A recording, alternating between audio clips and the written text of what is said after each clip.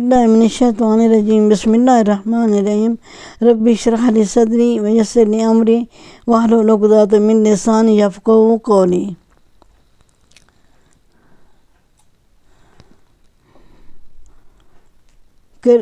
قبیلہ غسان کی ایک بستی تھی۔ اس کے سردار کو اطلاع ملی کہ 4 اجنبی بستی کے قریب پڑاؤ کیے ہوئے ہیں۔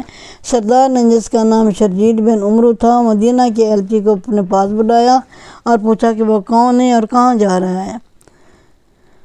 میں مدینہ کا ایلچی ہوں اور بصرہ کو جا رہا ہوں۔ ایلچی نے جواب دیا، میں رسول خدا صلی اللہ علیہ وسلم کا پیغام تمہارے سردار اعلیٰ کے لیے لے جا رہا ہوں۔ کیا تم قبیلہ قریش کے محمد صلی اللہ علیہ وسلم کی بات کر رہے ہو؟ شرجیل بن عمرو نے طنزیہ لہجے میں پوچھا، پیغام کیا ہے؟ پیغام یہ ہے کہ اسلام قبول کر لو، ایلچی نے کہا، اور باطل کے عقیدے ترک کر دو۔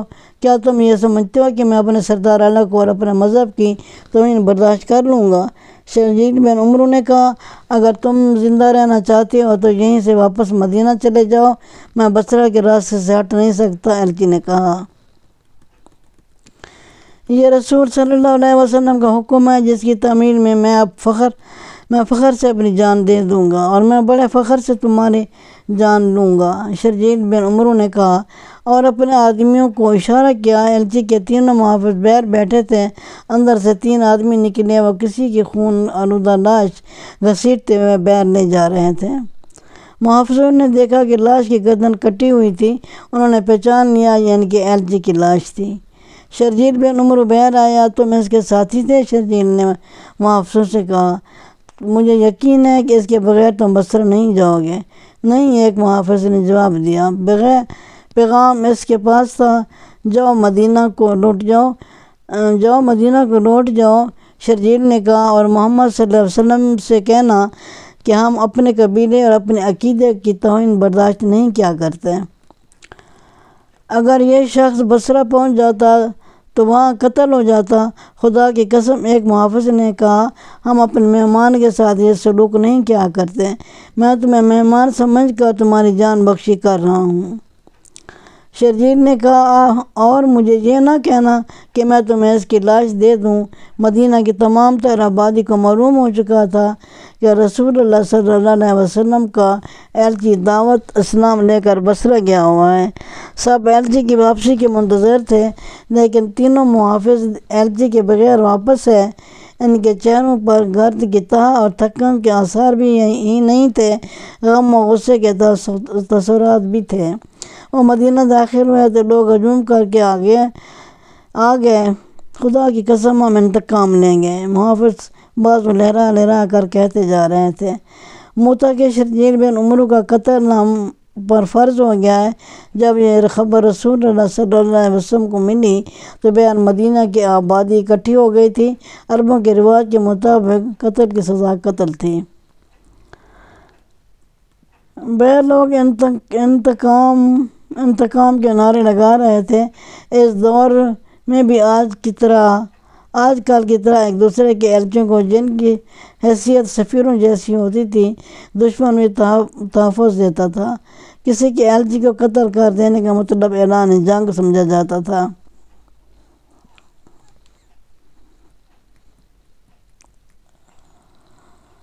اہل مدینہ رسول کریم صلی اللہ علیہ وسلم نے باہر آ کر مدینہ والوں کے بکھرے ہوئے ہجوم سے فرمایا، میں نے انہیں لڑائی کے لیے نہیں للکارا تھا، میں نے انہیں سچا دین قبول کرنے کو کہا تھا۔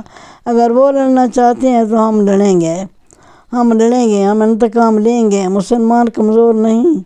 ہجوم نعرے لگا رہا تھا، مسلمانوں کا خون اتنا رواں نہیں، ہم اللہ اور اللہ کے رسول صلی اللہ علیہ وسلم کے ناموں پر مر مٹیں گے۔ رسول کریم صلی اللہ علیہ وسلم کے حکم سے اسی روز میں مجاہدین اسلام کی فوج تیار ہو گئی، جس کی تعداد 3000 تھی۔ رسول کریم صلی اللہ علیہ وسلم نے سپہ سالاری کے فرائض زید بن حارثہ کو سونپے۔ اگر زید شہید ہو جائیں تو سپہ سالار جعفر بن ابی طالب ہوگا۔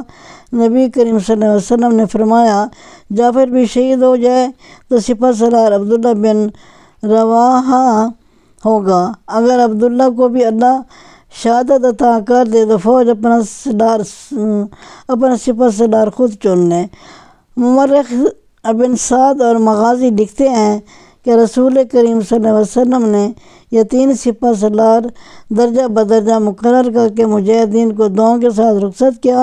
آپ صلی اللہ علیہ وسلم نے سپہ سالار زید بن حارث فرمایا کہ موتا پہنچ کر سب سے پہلے شرجیل بن عمرو کو جو ہمارے ایلچی کا قاتل ہے قتل کیا جائے، پھر موتا اور اس کے ارد گرد کے لوگوں کو کہا جائے کہ وہ اسلام قبول کر لیں، انہیں بتایا جائے کہ اسلام کیا ہے، اگر وہ قبول کر لیں تو ان پر ہاتھ نہ اٹھایا جائے۔ مجاہدین کی اس فوج میں خالد بن ولید معاذ سپاہی تھے، کسی دستے یا جیش کے کماندار بھی نہیں تھے۔ روم کے شہنشاہ ہرقل کی فوج آج کے اردن میں کسی جگہ خیمہ زن تھی۔ یہ قبیلہ غسان کا علاقہ تھا۔ فوج کی تعداد مورخین کے مطابق 1 لاکھ تھی۔ یہ فوج اس علاقے کی بستیوں پر چھا چکی تھی۔ کھڑی فصل گھوڑے اور اونٹ کھا رہے تھے۔ لوگوں کے گھروں سے اناج اور کھجوروں کے ذخیرے فوج نے اٹھا لیے تھے، اور جوان اور خوبصورت عورتیں فوج کے سرداروں اور کمانڈروں کے خیموں میں تھیں۔ ہر کل کا خیمہ کناتوں اور شامیانوں کا محل تھا۔ قبیلہ غسان کا سردار اعلیٰ ہرقل کے سامنے بیٹھا تھا۔ اس سے ہرقل کی فوج کشی کی اطلاع ملی تھی۔ وہ 20 قیمت تحائف اور اپنے قبیلے کی بیاد حسین 10-12 لڑکیاں لے کر ہرقل کے استقبال کو چلا گیا تھا۔ اب ان لڑکیوں میں سے 2-3 ہرقل کے پہلو میں بیٹھی تھیں۔ اور تم نے بتایا ہے کہ مدینہ سے محمد صلی اللہ علیہ وسلم نے تمہیں پیغام بھیجا تھا کہ تمہارا قبیلہ اس کا مذہب قبول کر لے۔ ہرقل نے کہا، میں نے یہ بھی بتایا کہ میرے ایک اور سردار شرجیل بن عمرو نے مدینہ کے ایلچی کو مجھ تک نہیں پہنچنے دیا۔ غسان کے سردار اعلیٰ نے کہا، اسے موتا میں قتل کر دیا تھا۔ کیا مدینہ والوں میں اتنی طاقت اور جرأت ہے کہ وہ اپنے ایلچی کے قتل کا انتقام لینے آئیں؟ ہرقل نے پوچھا، ان کی طاقت کم ہے اور جرأت زیادہ؟ سردار نے کہا، لوگوں پر محمد صلی اللہ علیہ وسلم کا جادو سوار ہے۔ پہل مجھے ان کے متعلق اطلاعیں ملی تو میں نے انہیں کوئی اہمیت نہیں دی، مگر انہوں نے ہر میدان میں فتح پائی اور ہر میدان میں ان کی تعداد بہت تھوڑی تھی۔ میں نے سنا ہے کہ محمد صلی اللہ علیہ وسلم نے اس کے سرداروں کی جنگی چالوں کے سامنے کوئی ٹھہر نہیں سکتا۔ اس نے مجھے اپنے مذہب کا جو پیغام بھیجا تھا اسے پتہ چلتا ہے کہ وہ اپنے آپ کو بہت طاقتور سمجھنے لگا ہے۔ تم کیا چاہتے ہو؟ ہرقل نے ایک نیم برہنہ لڑکی کے ہاتھ سے شراب کا پیالہ لیتے ہوئے پوچھا۔ بات صاف کہہ دوں تو میرے لیے بھی اچھا ہے اور آپ کے لیے بھی۔ سردار اعلیٰ نے کہا، میں نے آپ کی فوج دیکھ لی ہے۔ میرا قبیلہ کوئی چھوٹا قبیلہ نہیں، اگر زیادہ نہیں تو آپ جتنی فوج میرے پاس بھی ہے۔ آپ اپنے ملک سے دور ہیں، اگر ہم لڑیں گے تو میں اپنی زمین پر لڑوں گا جہاں کا بچہ آپ کا دشمن ہے۔ کیا تم مجھے دھمکی دے رہے ہو؟ ہرقل نے مسکرا کر پوچھا، اگر یہ دھمکی ہے تو میں اپنے آپ کو بھی دے رہا ہوں۔ غسان کے سردار اعلیٰ نے کہا، میں آپ کو آپس کی لڑائی اس کے نتائج بتا رہا ہوں جو ہم دونوں کے لیے اچھے نہیں ہوں گے۔ اس کا فائدہ مدینہ والوں کو پہنچے گا۔ کیا یہ بہتر نہیں ہوگا کہ ہم دونوں مل کر مسلمانوں کو ختم کر دیں؟ میں فتح کی صورت میں آپ سے کچھ نہیں مانگوں گا۔ مفتوحہ علاقہ آپ کا ہوگا، میں اپنے علاقے میں واپس آ جاؤں گا۔ ہم آپس میں لڑ کر اپنی طاقت ضائع نہ کریں بلکہ ایک ایسی طاقت کو ختم کریں جو مدینہ میں ہم دونوں کے خلاف تیار ہو رہی ہے۔ میں تمہاری تجویز کو قبول کرتا ہوں۔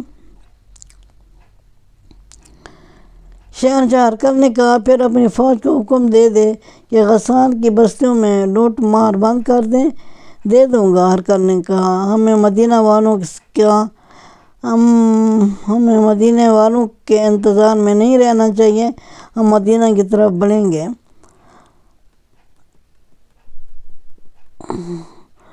انہیں زیادہ انتظار کرنا پڑا۔ مدینہ کے 3-4 مجاہدین مدینہ سے بہت دور نکل گئے تھے۔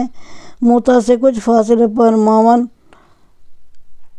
معان نام کا ایک مقام تھا، وہاں انہوں نے پڑاؤ کیا۔ اس علاقے اور اس سے آگے کے لوگ علاقے میں مجاہدین اجنبی تھے، انہیں کچھ خبر نہیں تھی کہ آگے کیا ہے۔ معلوم یہ کرنا تھا کہ آگے دشمن کی فوج موجود ہے یا نہیں، اگر ہے تو کتنی ہے اور کیسی ہے۔ یہ معلوم کرنے کے لیے 3-4 مجاہدین کو قریب سے شتر سواروں کے بھیس میں آگے بھیج دیا گیا۔ ان آدمیوں نے رات آگے کہیں جا کر گزاری اور اگلی شام کو واپس ہے، اور جو خبر لائے تھے وہ اچھی نہیں تھی۔ وہ دور آگے چلے گئے تھے۔ پہلے انہیں غسان کے 2 کنبے نظر آئے جو نقل مکانی کے کہیں جا رہے تھے۔ دونوں کنبوں میں نوجوان لڑکیاں اور جوان عورتیں زیادہ تھیں۔ وہ لوگ امیر کبیر معلوم ہوتے تھے۔ ان کا سامان کئی اونٹوں پر لدا تھا۔ یہ قافلہ ایک جگہ آرام کے لیے رکا ہوا تھا، مجاہدین بھی وہیں رک گئے اور انہوں نے قافلے والوں کے ساتھ راہ و رسم پیدا کر لی اور یہ زہر نہ ہونے دیا کہ وہ مسلمان ہیں۔ انہوں نے بتایا کہ وہ بصرہ جا رہے ہیں اور وہاں سے تجارت کا سامان لیں گے۔